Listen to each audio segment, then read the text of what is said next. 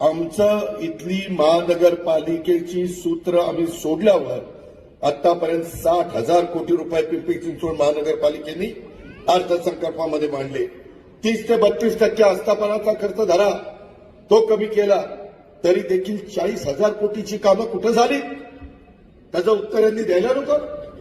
तो विचारण्याचा आम्हाला अधिकार नाहीये.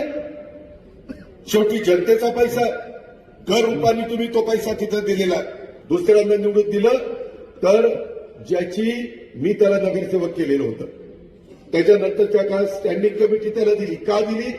तर विलास लांडेंना आमदारकीला तिथं त्रास होऊ नये म्हणून दिली.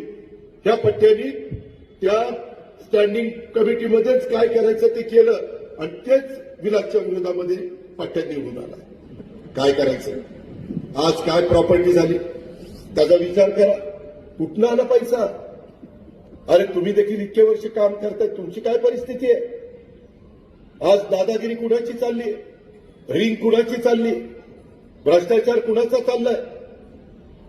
शरीरावर अंकुश कुणाचा आहे? वरच्या लोकांना तेवढा वेळ नाहीये.